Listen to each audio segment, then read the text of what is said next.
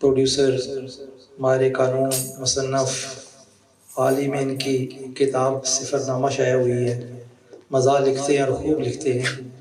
بشیر برات میں نے جستہ جستہ دیکھا ہے اور اشتیاق اتنا زیادہ ہے کہ اسے اسی محفل میں نہ مکمل کروں، لیکن ایسا ممکن نہیں۔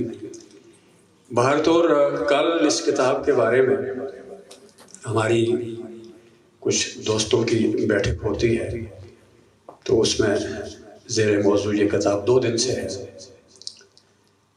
تو جن لوگوں نے اس کتاب کے بارے میں رائے دی، ان کے بعد میری رائے بنتی نہیں ہے۔ ان میں سے کچھ نام، جیسے ایک نام تو بھی غازی صاحب ہیں، جو ادب میں بھی غازی ہیں۔ غازی الدین صاحب کو کون نہیں جانتا، ادب میں ان کی بہت خدمات ہیں۔ پاکستان کی سطح کا ایک معیاری ادب لکھتے ہیں اور ان کی رائے مستند ہے۔ انہوں نے کہا کہ کتاب بہت اچھی ہے۔ رفیق بھٹی صاحب ہم سب جانتے ہیں، ہمارے استاد ہیں، کثیر الکتب مصنف ہیں، ہر زبان پہ لکھتے ہیں اور شاعری تو ان کا ایک بائیں ہاتھ کا کھیل ہے۔ انہوں نے اس کتاب کی تعریف کی۔ ڈائریکٹر لائبریری ہمارے دوست محقق اور بہت ہی صاحب علم انسان، ہمارے دوست، ہمارے بزرگ ہمارے ساتھ موجود ہیں۔ تو قاضی صاحب، قاضی زبیر صاحب نے بھی اس کتاب کی بہت تعریف کی۔ جس نے یہ کتاب پڑھی ہے، دیکھی، اس نے تعریف کی ہے، اور اس کا مطلب یہ ہوا کہ یہ کتاب بہت زیادہ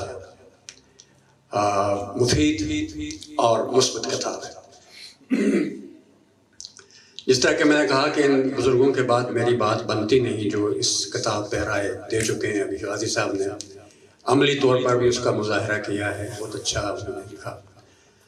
تو ابھی جو میں کتاب پڑھ رہا تھا تو اس سے مجھے اندازہ ہوا کہ ایک زمانے میں ہم جب طالب علم تھے تو ڈیل کارنیگی ایک مصنف ہوتا تھا، اس کو ہم پڑھا کرتے تھے، اور ہمارے استاد جو ہیں اس کتاب کو ریکمینڈ کیا کرتے تھے کہ آپ ان کی کتابیں پڑھیں۔ بلکہ ایک بڑا دلچسپ واقعہ ہوا، میں اسٹوڈنٹ طالب علم تھا اور میرے ساتھ ایک اور میرا دوست تھا، وہ دوسری پارٹی کا اسٹوڈنٹ طالب علم تھا۔ ہم دونوں، ایک پرنسپل صاحب ہوتے تھے، پورا نام ان کا، بہت اچھے انسان تھے، پورا نام نہیں آتا، شاید آپ میں سے بہت سارے لوگ ان کو جانتے ہو، گورا صاحب کہتے تھے، عزیز گورا صاحب۔ تو میں شروع میں سے تھوڑا سا کوشش کرتا ہوں کہ مؤدب رہوں، بعض اوقات غصہ انسان کا جبلت ہے، آ جاتا ہے، لیکن میں مؤدب رہنے کی کوشش کرتا ہوں۔ تو میرا جو دوسرا دوست تھا وہ بہت زیادہ تیز مزاج تھا، وہ جاتے ہی اپنے مطالبات کے سمیت پرنسپل صاحب پر پل پڑے تھے بھی۔ ماشاءاللہ وہ ایک ایسی فیملی سے جو لڑاکا فیملی ہے، تو وہ مجھے دیکھتے رہے، پرنسپل صاحب اس کو اگنور کیا اور مجھے دیکھتے رہے کہ یہ کیا کرتا ہے۔ میں چپ رہا، تو انہوں نے ساری اس کی باتیں سننے کے بعد وہ جلی کٹی، تو اس میں انہوں نے وہاں سے ایک کاغذ اٹھایا اور کاغذ پہ ایک کتاب کا نام لکھا اور وہ مجھے کہا کہ ادھر آؤ، یہ لے جاؤ، یہ کتاب لائبریری میں موجود ہے، اور اپنے ساتھی کو یہ کتاب پڑھا کر واپس میرے پاس لاؤ، تب تم سے بات ہو۔ اور وہ کتاب تھی ڈیل کارنیگی کی میٹھے بولوں میں جادو ہے۔ تو وہ ایسی کتابیں تھیں جو اس وقت لائبریری میں موجود ہوتی تھی، ہمارے کتاب خزانے میں موجود ہوتی تھی، اور طالب علموں کو استاد جو ہے وہ بتاتے تھے کہ یہ کتابیں پڑھنی ہیں آپ نے۔ ہارون صاحب کی کتاب اس سطح کی کتاب ہے جو میں اس کو بادی نظر میں دیکھا۔ تو جس طرح کہ غازی صاحب نے کہا ہے کہ اس کتاب کو بھی شامل نصاب ہونا چاہیے۔ اب مسئلہ یہ ہے کہ ہمارے ہاں کتابیں تو روزمرہ آتی ہیں، بہت آتی ہیں، لیکن کتابیں اس طرح جس طرح چھپ رہی اس طرح کا معیار نہیں ہے۔ کتابوں کی 2 سطح ہونی، 3 بلکہ ہونی چاہیے۔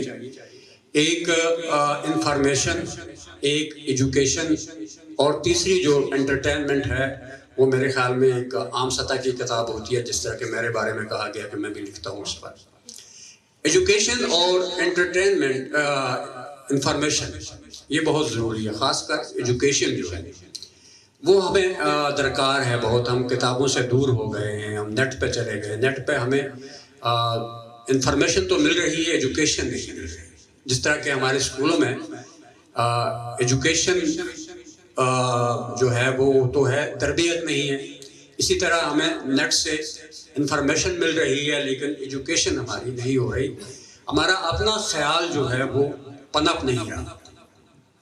کتاب کے مطالعے سے آپ کا خیال پنپتا ہے، آپ ایک صاحب خیال انسان بنتے ہیں. صاحب کتاب جو ہوتا ہے وہ صاحب خیال بھی ہوتا ہے، لیکن یہ ضروری بھی نہیں ہے کہ بعض لوگ تو ویسے بھی کتابیں لکھ لیتے ہیں ہماری طرح، لیکن صاحب کتاب جو ہوتے ہیں وہ اکثر صاحب خیال، صاحب رائے ہوتے ہیں. تو ان کے پڑھنے سے ہماری جو فکر ہے وہ بلند ہوتی ہے، سطح ہماری ابھرتی ہے. تو ہارون صاحب نے جو کوشش کی ہے، پہلی کتاب بھی ابھی میں نے ان کی دیکھی اور دوسری بھی دیکھی، اس میں مجھے وہی تعلیم اور تعلیم کا جو ابلاغ ہے وہ نظر آ رہا ہے کہ یہ چاہتے ہیں کہ ہم خود شناسی کے اس زندے پہ قدم رکھیں جس کی تلقین ہمارے مفکرین نے کی ہے. فلسفہ خودی جو مولانا روم نے سب سے پہلے اس پر بات کی ہے، اور علامہ اقبال نے یہ فلسفہ مولانا روم سے لیا خودی کا. تو خودی کیا ہے؟ خود شناسی. انسان کو اپنی پہچان ہونی چاہیے کہ میں کیا ہوں. ہم تو بہت باتیں کرتے ہیں، ہم سب سے جو آسان کام ہے وہ ہے کہ دوسروں کو تنقید کا نشانہ بنانا، دوسروں پہ تنقید. جس طرح کہ میں نے ان کی کتاب دیکھی، اب میں پہلے تو کوشش یہ کروں گا، یہ میں رویوں کی بات کر رہا ہوں، عام جو ہمارے رویے ہیں، کہ اس کتاب میں کوئی خامی ڈھونڈوں. یہ پہلا میری کوشش، ہمارے معاشرے میں ہم لوگوں کی یہی کوشش ہے کہ کوئی خامی ڈھونڈ لیں. تو خوبیوں پر بعد میں بات ہوگی، لیکن سب سے پہلے ہمیں خوبیوں کی طرف نظر رکھنی چاہیے، مثبت سوچ.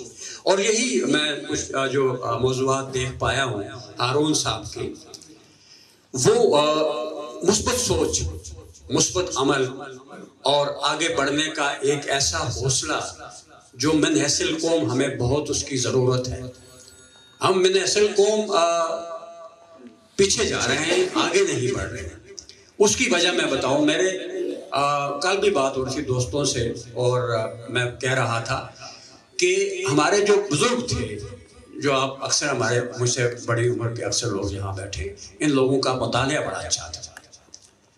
ایک تو تجربہ زندگی کا بھی ہم سے زیادہ ان کے پاس وقت کے ساتھ آیا، دوسرا کتابوں سے ان کا شغف تھا، کتابیں پڑھتے تھے، مطالعہ بہت اچھا تھا. میرے دادا جی جب صبح اٹھتے تھے تو علامہ اقبال اور مولانا روم کا کلام ترنم کے ساتھ، فارسی کلام. تو بعد میں ہم انہیں کہتے تھے اس کا ترجمہ بھی بتائیں ہمیں. تو جب وہ ترجمہ، بعض اوقات رو پڑھتے تھے، ترنم کے ساتھ پڑھنا اور ساتھ ہی رو پڑھنا. تو ان لوگوں، ان بزرگوں میں وہ جو کردار کی خوشبو ہمیں نظر آتی ہے وہ ان کے مطالعے سے اور ان کے تجربات سے، اس معاشرے سے. آج ہمارے ملک میں ہم کہتے ہیں جی کہ سب برا ہے. کیوں برا ہے؟ اس لیے برا ہے کہ ہم اپنے اس ڈگر سے، اس چیزوں سے ہٹ کے، اس وقت کے ہمارے جو بزرگ جو نہیں پڑھے لکھے بھی تھے ان کا بھی کردار اٹھا کر دیکھیے، اور آج ہمارا بھی دیکھیے. ہم سے وہ بہت آگے کے لوگ تھے، کم پڑھے لکھے تھے لیکن وہ با کردار لوگ تھے. اب وہی سوچ جو ہارون صاحب ہم میں دوبارہ پیدا کرنے کی صحیح کر رہے ہیں. اللہ کرے کہ یہ کامیاب ہوں. غازی صاحب نے کہا مشکل کتاب ہے، اس لیے بھی مشکل ہے کہ ہم لوگ تن آسان ہو گئے.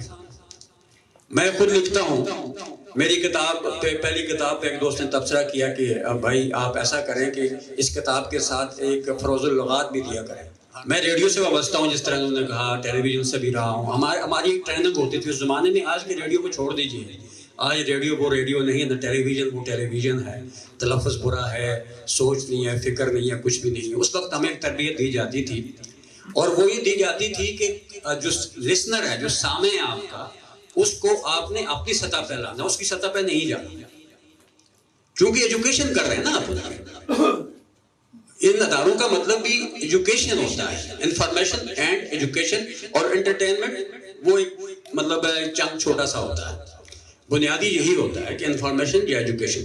ایجوکیشن دینے کے لیے آپ کو اپنے قاری کو یا اپنے لسنر کو سطح پہ لانا پڑتا ہے، اٹھانا پڑتا ہے، اٹھیں، یہ نہیں کہ آپ اس کی سطح پہ جا کر کریں تو وہ بیٹھ ہی جائے گا۔